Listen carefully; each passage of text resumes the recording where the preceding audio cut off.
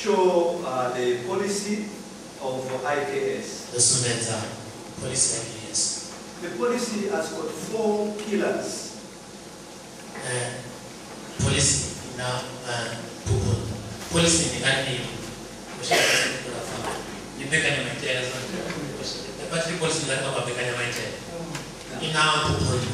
The first pillar is about our identity, our cultural affirmation as a people. The second one is about the service provision. What service can we get? And then the third one is the contribution that indigenous knowledge can make to the economy.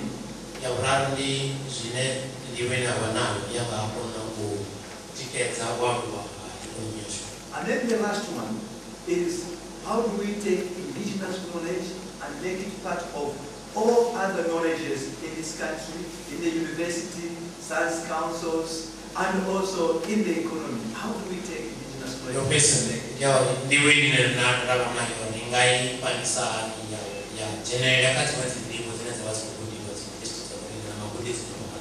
And the last one is the work of the Department of Science and Technology.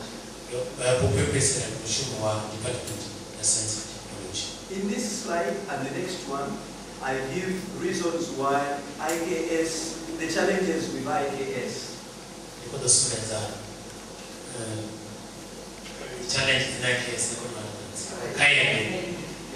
And I'll just name them. One is the definition.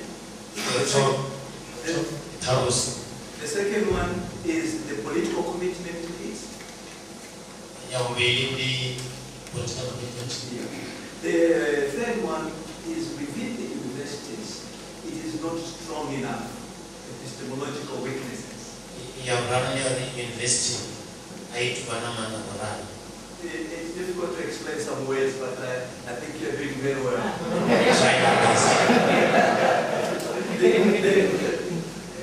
I'm just responding to the counselor. We must be happy all the time.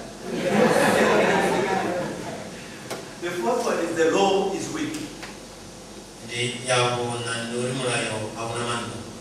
The other one is about the governing of knowledge.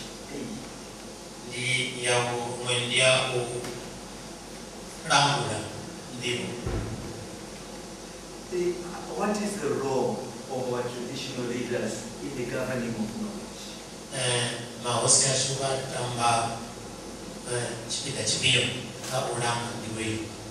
I think we need to place that on a very high priority list.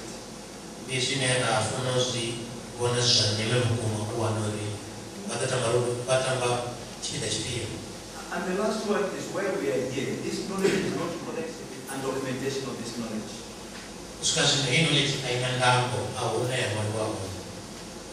Well, this is the purpose for Nixo. I think I've said it in many ways. In this particular slide, I just want to highlight the role why the Premier's office is here.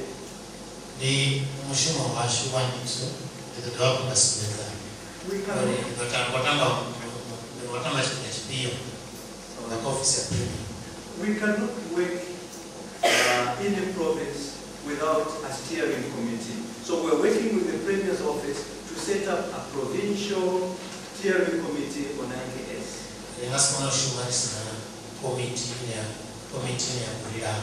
And they are here. I saw a few of my colleagues from the Premier's office here. They are showing their support of the idea.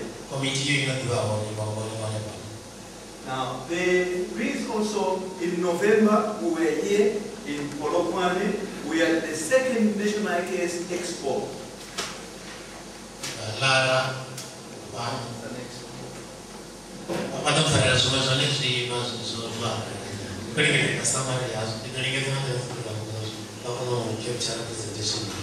This show of the activities on Indigenous was so successful.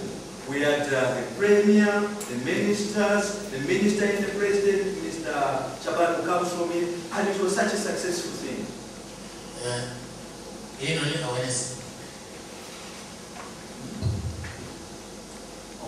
The IKS Expo, the show of activities of Indigenous communities in this area took place in Vuwani at the beginning of November.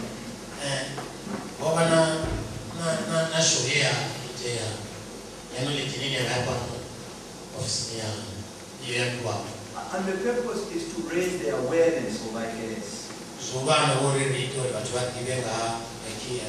The third one took place in Dept at the ICC. And this province was a major exhibitor. So we thank the province. This activity is for knowledge holders. It's not for people in universities, so that we want to reach knowledge holders.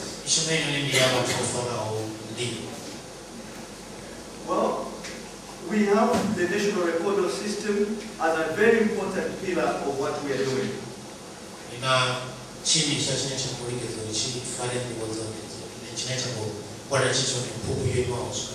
This will be a system, we are proposing a system to collect the knowledge that is with people in a system that can protect it, so that even in the future, the children can use it.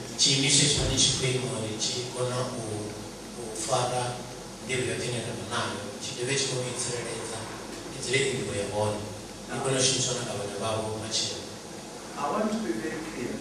The ownership of the knowledge will remain with the knowledge holders.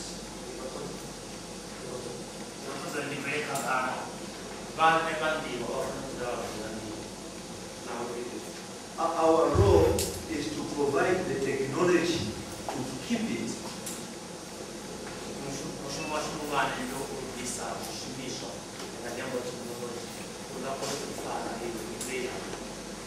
And the other point that we want to stress, we also want to provide the law to protect it.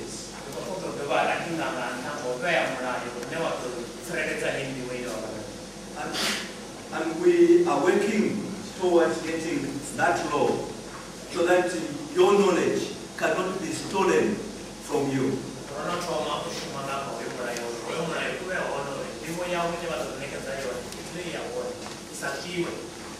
As you know, a lot of people have come into communities, taken your knowledge, but you have not benefited from that.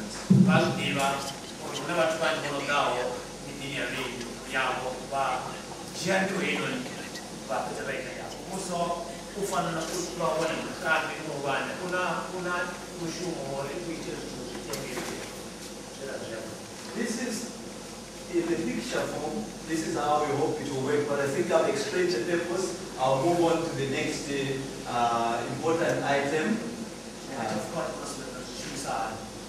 The other one is that you, as knowledge holders, you are not acknowledged. They don't. The system that we have in the country does not acknowledge you or certify you as people who know.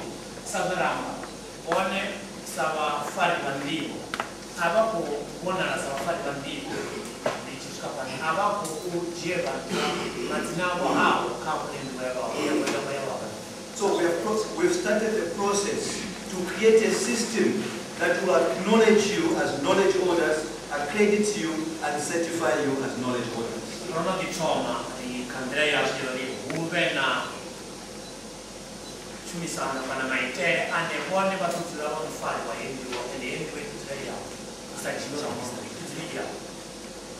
This slide, I'm just showing you that it is part of the government policy. All the policies that are on science have indigenous knowledge in them, and that's what I'm just showing from the white paper in 1996 to the bioeconomy in 2007.